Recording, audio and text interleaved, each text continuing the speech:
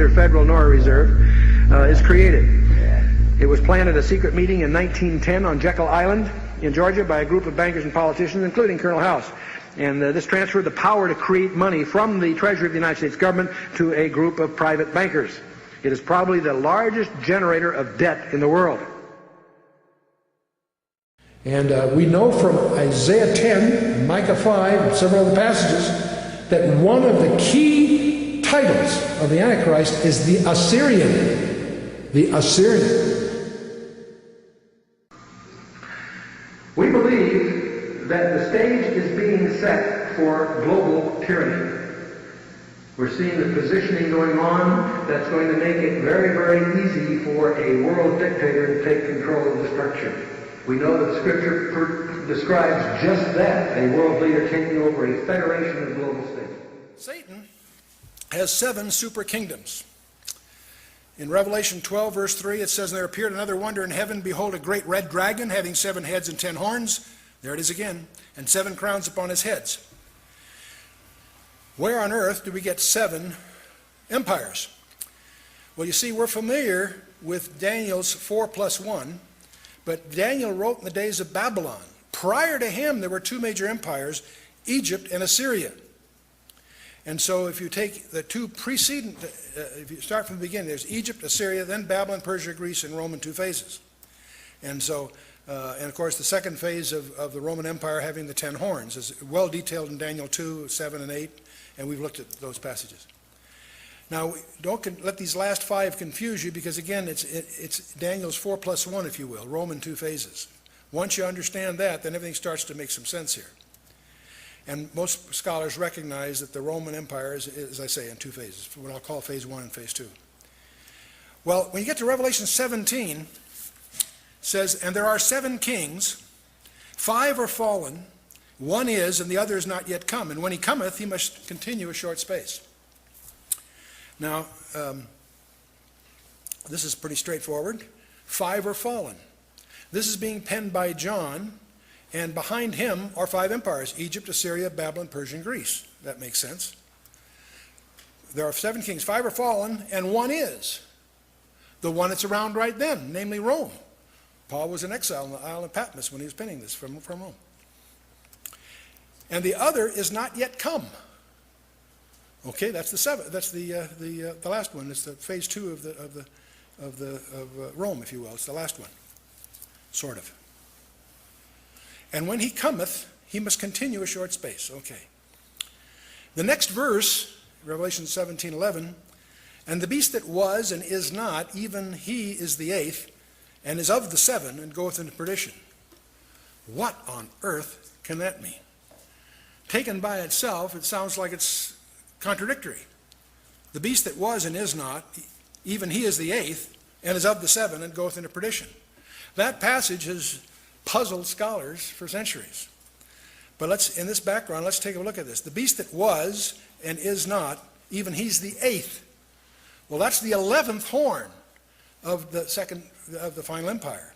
He's the 8th, what I'll call the 11th horn. And he's of the 7. That means then he's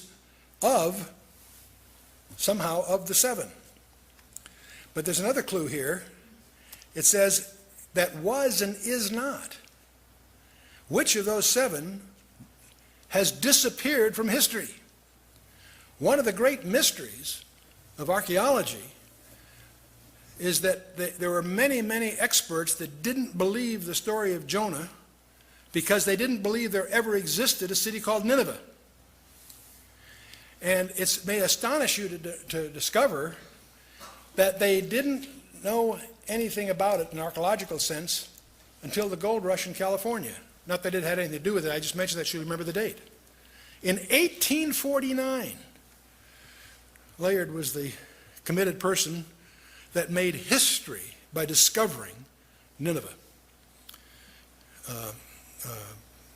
Alexander the Great, Napoleon, many world conquerors walked over it not even knowing it was there because it was buried. And Layard, in 1849, discovered Nineveh. And today it's well known, of course, his discovery ushered in a craze in archaeology in that whole region. But one of the mysteries about the Assyrian Empire is how it not only rose to power tremendously, but it disappears so quickly without a trace. Without a trace. And so it's interesting that there are vestiges of all the rest of these out here. Egypt's still around. Babylon in various forms has had different lives, if you will. Persia, Greece, Rome, of course, all visible. And so the speculation is that the beast that was and is not, even he's the eighth, but he is of the seven and goeth into perdition. Now, you say, gee, what on earth is this leading to? Well, let's take another look at a couple of other verses in the Scripture. Micah chapter 5 has something to say about this. It says, in this man shall be the peace. I think he's speaking of the Messiah, but then he goes, when the Assyrian shall come into our land, and when he shall tread in our palaces, then shall we rise against him 7 shepherds and 8 principal men.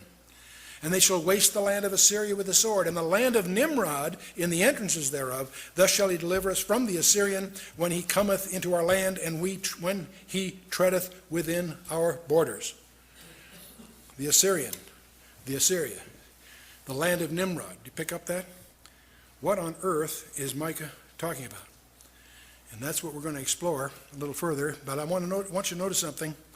In recent years, in 1906, Iran became an independent republic.